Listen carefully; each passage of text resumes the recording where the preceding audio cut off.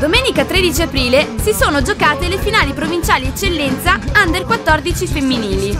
Presso la palestra comunale di Ponte San Nicolò, la Duna Volley bianca ha battuto con un sonoro 3-0 il Vigonza Tergola Volley, conquistando il terzo posto e contemporaneamente l'accesso alla fase regionale.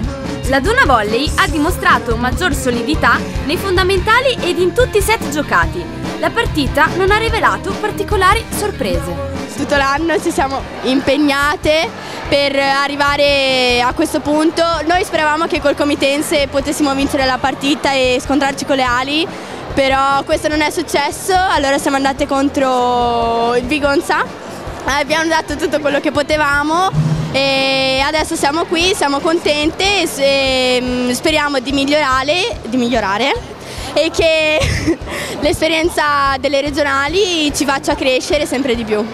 A tradire il Vigonza Tergola sono state l'emozione ed un po' di inesperienza nell'affrontare partite così importanti.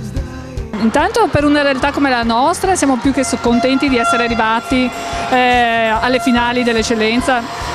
Siamo partiti all'inizio campionato che non ce l'aspettavamo e quindi siamo stati molto soddisfatti. Le ragazze si sono comportate bene, è chiaro che avremmo voluto arrivare un po' più avanti, però diciamo che è stato un buon lavoro per l'anno prossimo, contiamo di fare qualcosa di meglio.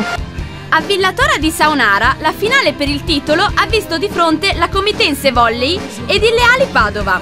Abbiamo chiesto alle atlete quali sono le caratteristiche che distinguono le loro squadre.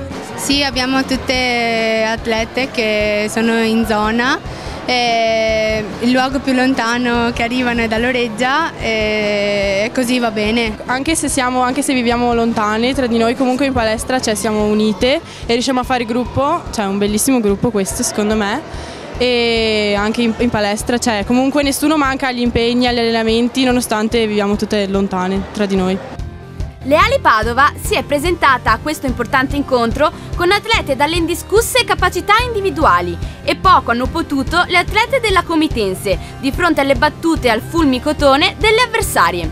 La Comitense perdeva per 3-7-0, costringendo la palleggiatrice ad un super lavoro per tentare di servire le proprie pur forti attaccanti. Siamo state molto contente di questo secondo posto, forse ci è mancata un po' la ricezione, magari un pizzico di voglia di vincere e ci rifaremo alle regionali e comunque ce lo siamo meritate.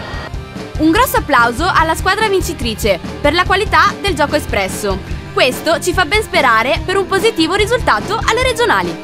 È stata una bellissima partita. Allora, noi non abbiamo mollato mai e neanche durante l'anno abbiamo mai mollato e ci abbiamo sempre creduto e quindi anche nei momenti difficili, soprattutto nel terzo set magari, comunque siamo riusciti ad andare avanti e ce l'abbiamo fatta infatti. Adesso che possiamo andare alle regionali abbiamo un girone credo più facile visto che siamo arrivate prime e noi puntiamo ad andare avanti anche con le finali regionali magari e chissà, speriamo. Sono soddisfattissima di questo gruppo che quest'anno ha lavorato molto bene, sono ragazzine che provengono da 7-8 società diverse ma con tutta una gran voglia di fare e abbiamo iscritto ad un doppio campionato, Under 18 anche che stiamo facendo molto bene perché siamo prime, è primavera ma siamo prime e così ho la possibilità di dare spazio a tutte.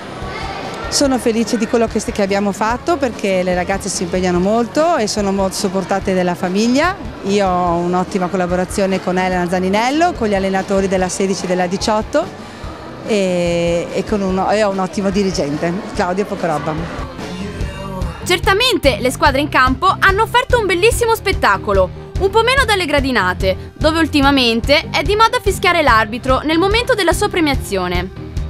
Crediamo che tutti i dirigenti delle società dovrebbero sforzarsi per far capire ai propri sostenitori che l'arbitro ricopre un ruolo essenziale nella gestione della competizione.